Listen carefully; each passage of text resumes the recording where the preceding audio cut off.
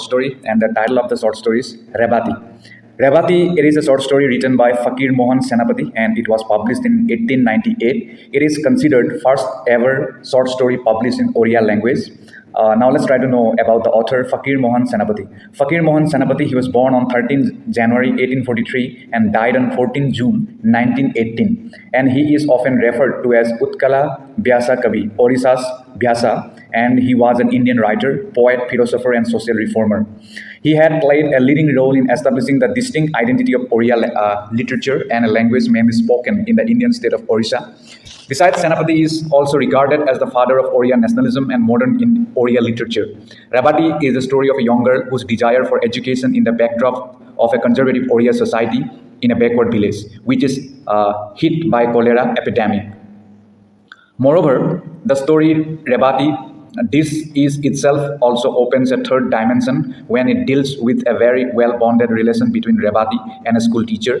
By displaying a forbidden desire for learning, Rebati, the female protagonist of the story, she seems to invite misfortune for herself and her community. Over time, Rebati has become an icon, and her story becomes an allegory for female education and emancipation. However, the story itself does not advocate for or against these ideas, and it is a story about helplessness before fate. Furthermore, Rebati is the only one of the first and major modern Oriya work by one of the great writer, Fakir Mohan Senapati, and the story contains the theme like feminism, girl education, love and desire, superstition, etc. The story's main theme, it moves around the protagonist girl Rebati, who wants to study, and girls and their education are one of the most controversial issues of Indian history. We all know women are never given chance, they are never given opportunity to get education or to get educated.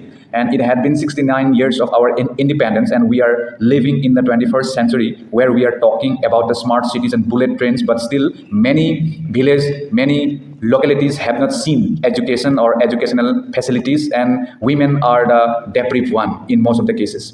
But the other side, government is forced to run the campaign like the Beti Padhao Desh Bachao Andolan. But nowadays things are changing, people are learning. Government has also taken many measures to impart education and to initiate educational program among women. But this story, it just tells the story of that lack of education among women, and how they are still not able to take education for societal pressure or for societal taboo. Okay, so now let's try to read this. Let's try to know more about it. So,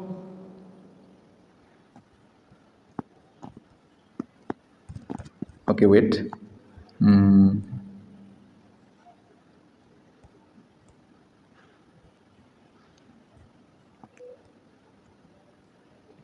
So in the short story here, Rebati is a 10-year-old girl who is very talented and intelligent, and she is good in singing. She sings beautiful bhajans and read shaloks of Bhagavad Gita, etc. And she wants to get education. And in our society, we often discourage our female or our women counterpart to get educated. So the same thing also happened with the Rebati, and the society declares that the separate works and responsibility for boys and girls. According to society, girls must learn to cook, sewing, singing bhajan, participate in religious activity. And but here in this story, the protagonist's father, Rebati's father, Syama Bandhu, he does not like that.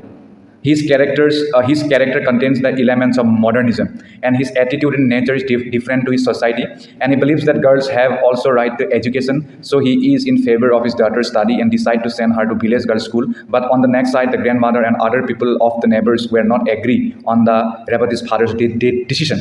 Meanwhile, Basudev Mahapatra, one of the characters of this short story, he enters in the village as a school teacher. Basu also got his graduation degree from a school of Katak, and he was also an orphan.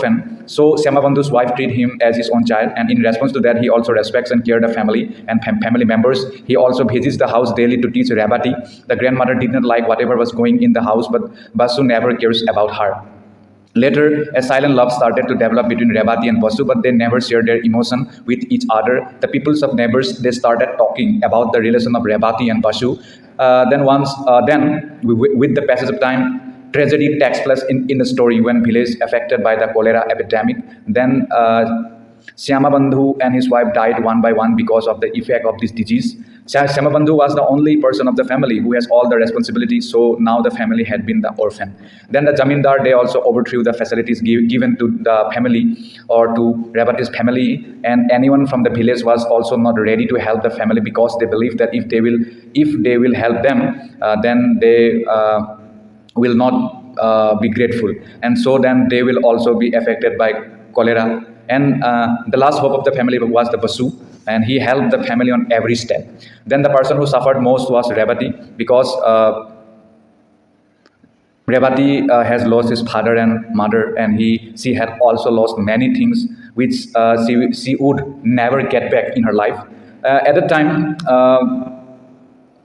the other side, her grandmother also accused and taunted Rebati that whatever happened, it was the consequence of her education or study. And sometimes after Basu, who was the last hope of the family, also died owing to this disease. But at the end, Rebati also died, leaving her grandma alone. So in that way, it ends. So it is a kind of tragedy where a girl wants to take education. She wants to become something in life, and she wants to do something for the society by getting education. On the other hand, her own family members, society, they did not like her this proposal or her this act. And but despite that, she had